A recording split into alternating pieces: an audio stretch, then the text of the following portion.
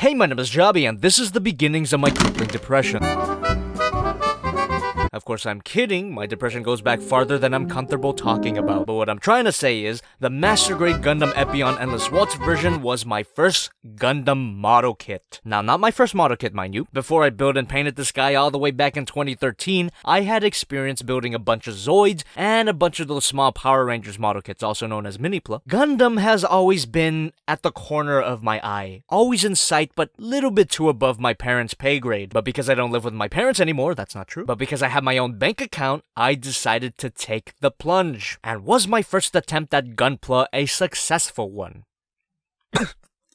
The sculpting on this kit is fantastic, but the painting, it's not terrible, but it leaves a lot to be desired. Now, in terms of painting the kit, I did not do much at all. All I did was repaint the dark blue parts into a pitch black, and just like the Death Scythe Hell, I top-coated it with pure cancer. But unlike the Death Scythe Hell, which I built and painted almost immediately after this one, I experimented with shading on this kit. And I did that by heavily inking the panel lines and smudging them with the cotton bud. And I gotta be honest with myself, this is by far the best part about this build. The shading feels natural, subtle, and not a complete mess. But on the opposite end of the quality spectrum, the decals are shit. Not to mention the overuse of and the nummarks are shit, the kit's falling apart, but that might be due to age. And I did not paint the pilot. End my life. But enough about my incompetence. What about the model kit itself? Minus the autism. It looks fantastic, even unpainted. The Gundam Epyon is one of the coolest mobile suit designs I've ever seen, and it comes from the classic anime Mobile Suit Gundam Wing, which I never watched and I don't give a fuck. Let's move on to his accessories. Switching the hands works the same way as the Death Scythe Hell, which is to say you switch out the fingers, and you get a pair of fists, a pair of open hands, and a pair of grabby hands. Little tab in the grabby hands allows you to hold his beam saber, and you also get this bendy wire cable, and this little thing that plugs right into his hips and feeds into the beam saber. And this has gotta be the coolest beam saber I've seen on a Gundam. That is, it would be the coolest if it didn't break so easily. Even back then I was into excessive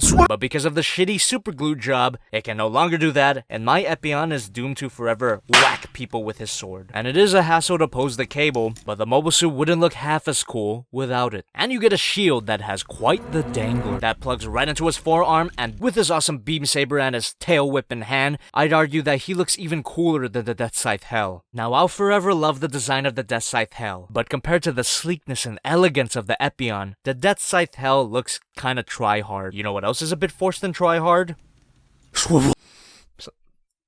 Is the microphone fucking burning? Ball joint at the head, can look up that far and look down that far. Little bit of chicken action. The wings flap, wings can spread really far, and that is an epic wingspan. But if he didn't look cool enough already, rotation at the arm, forward movement, that moves up and down at the shoulder pads, arm moves out, careful with that bicep swivel, double bend at the elbow, ball joint at the wrist, ball joint at the thumb, and of course, and for his whip, ball joint, ball joint, ball joint, ball joint at the waist, ball joint at the back skirts, the side skirts, and the front skirts, which allows for rotation, rotates back that far, a thigh swivel that's sturdier than I thought, beautiful spread, double bend at the knee, hinge joint at his leg spikes, ball joint here, another ball joint, which allows for a pretty good pivot. Also, the mouth opens, but that comes into play later. And with a wingspan as glorious as this, of course you get a part that connects to his taint and plugs right into a not-included 1/100 Master Grade stand. Posability on this kit is standard for Master Grade, but fortunately the standard for Master Grade posability is pretty damn high, but the kit itself is not as high.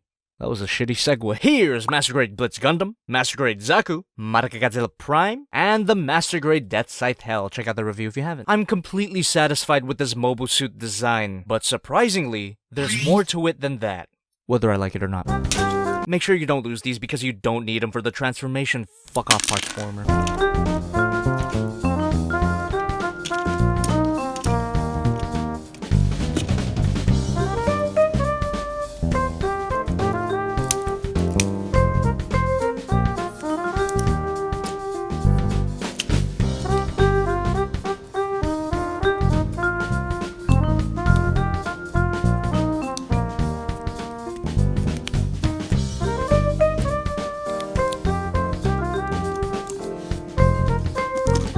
Technically, this mode can stand up on its own, but it doesn't look half as impressive. And the Dragon mode is not that impressive. Doesn't look bad by any means. I actually love the idea of his legs becoming two heads. And from most top-down angles, yes, this mode can pass off as a pretty cool dragon. But from below, kill me. Despite the seemingly clever engineering, this is barely a transformation, and if you extend the wings and untransform the tail, I'd say it looks even more convincing as a dragon. But nothing could ever fix this. As I feel about the dragon, I do appreciate that it's actually kinda posable. Of course, the dragon heads share the same posability as the robot legs. In fact, there's little new to cover other than these hinges that result from the extension of the legs and the opening mouth, which could have opened a little wider, come on. Seeing as this guy's very low to the ground, his height is not that much. But damn, he long. Blitz, Zaku, Margaret, and Death. As much as I love transforming figures, this model kit really didn't need an alternate mode, because the mobile suit mode is fantastic, and the dragon mode's just okay. But overall, this kit is awesome.